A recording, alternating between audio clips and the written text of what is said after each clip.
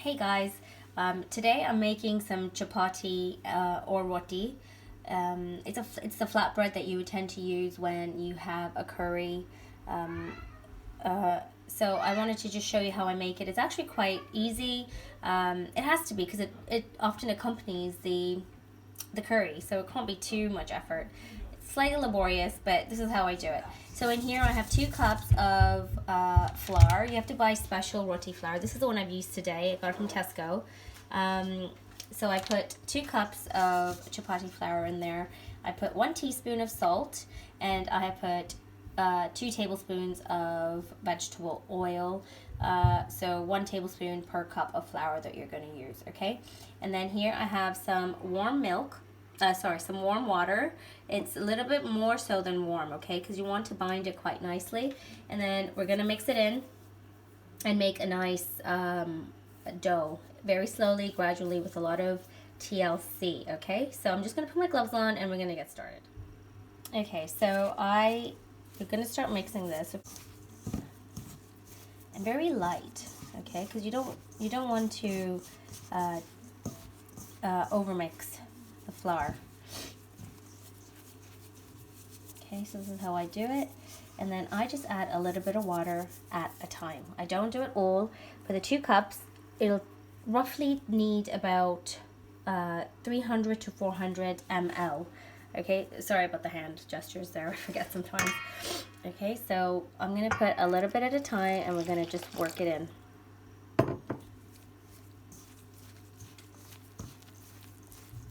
The water is a bit warm. It's more than warm, so it's not hot, but it's not warm. Because you want it to all bind, the flavors, the oil.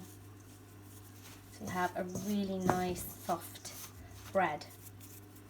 I'm going to add a bit more. Sorry about the noise, guys. The whole family's home. The kids are home. So there's quite a bit of thumping and lumping upstairs. My younger one is getting a little bit tired of staying home. This is the quarantine time, the lockdown actually. We've been on lockdown it was official on Tuesday and today's Thursday. They've been going in the backyard to play, but it's just not the same. Okay, so just keep on working it in. Not through the fingers, you want to kind of turn it. Hard to do with the one hand, but you want to just keep on folding it in. Keep on folding it in very gently. A little bit of water again. And just keep on doing that until you get a nice dough. I'll show you what it should look like. I'm just going to add a bit of water. I think it's always good to use gloves whenever you need dough, because it just gives you a bit of flexibility if you're multi-cooking. If you're cooking anything else at the same time, you can take the gloves off and you can continue with any other bits you're doing. So here we are, just a little bit at a time, Okay. And we're going to continue doing this, and then I'll show you what it should look like, okay, before we let it rest. Okay, so something like a few minutes later, whilst I've just been folding it, I've used actually just about 200 milliliters of water, so not too much today. I don't know what happens, why sometimes I need more, sometimes I need less, but this time, so that's why just keep on sprinkling it on until you get a consistency that you're happy with.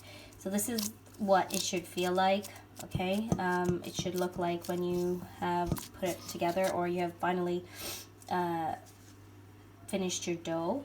Now what we're going to do is let it rest, okay? So I'm going to sprinkle a little bit of flour, just a touch, because it will get slightly sticky after it's rested. So I'm going to cover it up. I'm going to put a plate over it as well. Let me go grab one. Okay, so that's with a plate over it. And we're going to let that rest for about 10 minutes. Okay, and then we'll see how it goes. And then I'll show you what it looks like for us to start rolling. Okay, so whilst we're waiting for our flour to rest, you need to get something that you can roll your flatbread on, or your chapati or roti on. You need a plate so that once we have cooked it on so what I use is, this is a pan. It's actually for crepes. It's a Le Creuset one. It's amazing. I use it for my crepes. I use it for my roti. I use it for, it just evenly heats everything out. I love it. So I recommend something that it has a heavy base.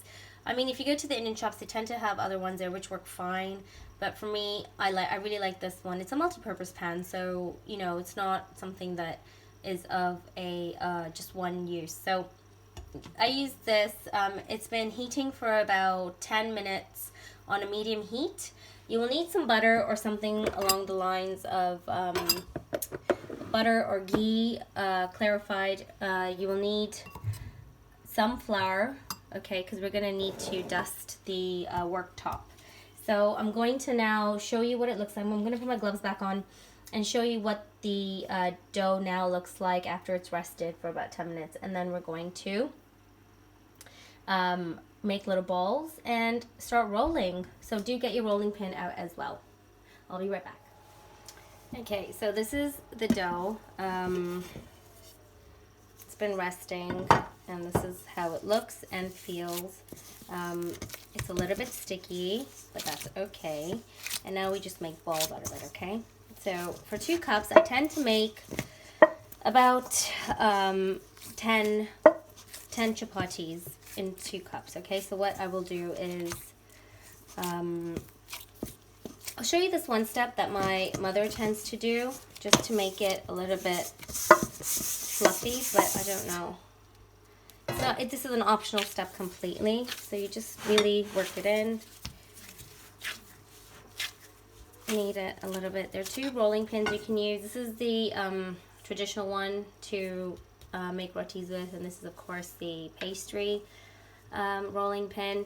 You can use whichever one you're comfortable with. It's really whichever one you're comfortable with. So here we are. Here's, you take some, the size of, actually whatever size you're comfortable with, really, but I would go for maybe the size of a lime, something tiny, not too big, okay, something like that.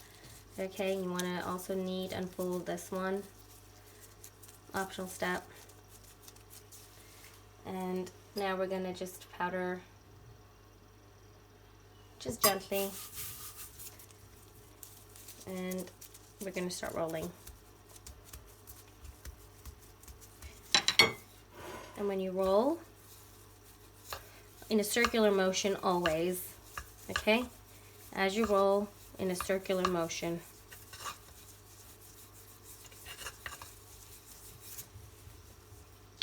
And then you can turn it over, same circular motion. Evenly all around.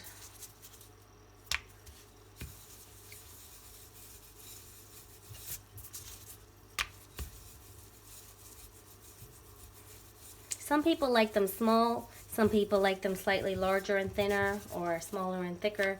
It really depends to your liking, what you're comfortable with, because the more you practice, then the more you'll have your signature size, shape, etc. I'm somewhere in the middle between the two. I can't do them too thin. Okay, so this is, I'm happy with the size, I feel.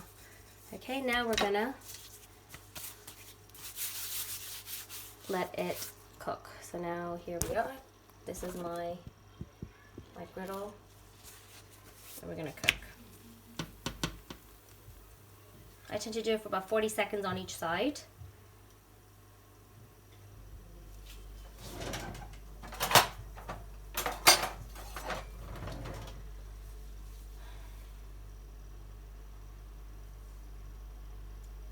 And you'll see it cook, you'll see some bubbles, but 40 seconds on each side, and I'll show you what it looks like. Okay, it's been 40 seconds, it's bubbled up quite nicely, that's what we want. And you flip it over the other side. I just tend to press it in a little bit so it cooks properly.